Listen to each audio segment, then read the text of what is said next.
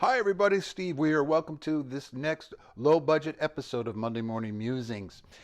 When we were together last, I talked to you about faith being defined as relational trust rather than abstract conviction of a spiritual principle. In John 3:14, 15, and 16, very familiar passage, Jesus talks about whoever believes in him has eternal life.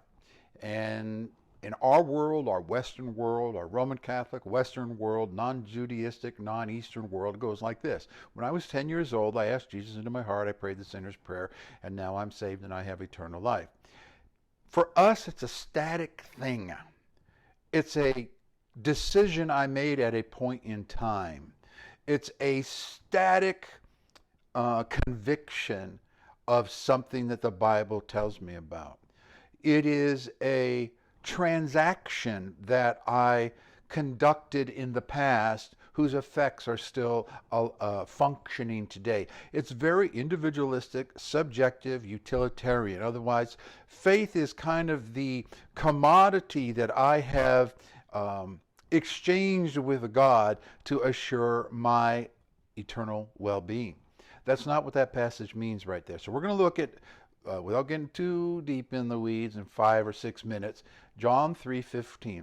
Last time we spoke, I mentioned to you that was a present active participle, or more correctly stated, a present participle in an active case, voice, whatever in the Greek, I can't remember. PPA, present participle active.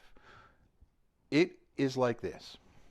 Whosoever is continually, currently believing into me has eternal life. Now, there are two different words in Greek for in or into, and how you translate them can make a lot of difference. And how they're interpreted can make a lot of difference. And sometimes the meanings cross over with each other. Because this is a participle. A participle is a word in English that most commonly ends in ing. I am going to the store. I was helping my mother. That's a participle. It means something that has an ongoing action. Because of this, even though the word used there for believe in is the Greek word en, it just means in. Itself doesn't have a real connotation of motion or progress or anything like that. But when you put it with that participle, it does. And here's what it means.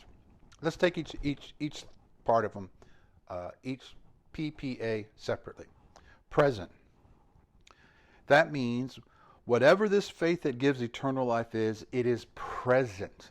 It is at the moment alive. It's not what you did in 1955 or 65 or 75 or 85 or 95.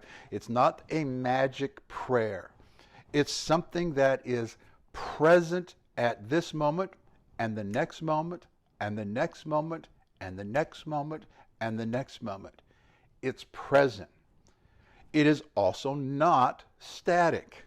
That's where the ing participle comes in. Whoever is believing, who is presently, actively, ongoing, continually believing in me. And then the last part is the active part. It's an active thing. It's an alive thing. Faith that brings eternal life is something that is really, it's the overflow of a part of the life of the Godhead. And it's alive. It's active. The Epistle of James made it very clear. Dead faith doesn't save. Just like dead works doesn't save. Protestants are all excited about that. But dead faith doesn't save either. Faith that gives eternal life is present, current. It is perpetually generating. It is perpetually ongoing. And it is active or alive. And interestingly, we know this from the context of the passage. If you scoot up a verse or two in John 3:13, 14, he's talking about Moses lifting up the serpent. And you know the story that as Moses lifted up the serpent, if they looked on the serpent, they would all be healed. And I for years didn't really understand that story. But it makes total sense. Remember what I said in the last time we were together? that faith for a believer has an object. As Moses lifted up the serpent, biblical faith for a believer is directed at something. And in type and in shadow in that Moses story, it was the serpent on the snake. It's not about the snake. It's not necessarily about the pole and images of crucifixion and all that. Maybe. The point is, the difference between abstract faith, faith is a metaphysical power that it animates the universe. And if you just find this faith, you can move mountains and you can do anything you want. No, that's not what it means. Biblical faith, the faith that gives eternal life, has an object. It's directed at an object. And for us, that object is Jesus. So let's do it this way. Let's do an expanded rendering of John 3:15. Anybody, present, active, an ongoing faith directed in me, directed into me, directed at me, that person has eternal life.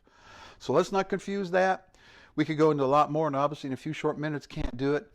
But faith is not a metaphysical power that we have kind of in our pocket, and we take it out when we want anything that we want when we want it. That's not it. Faith is directed at Jesus in resurrection. It's present, it's ongoing, and it's alive. And that's what he said. See you next time.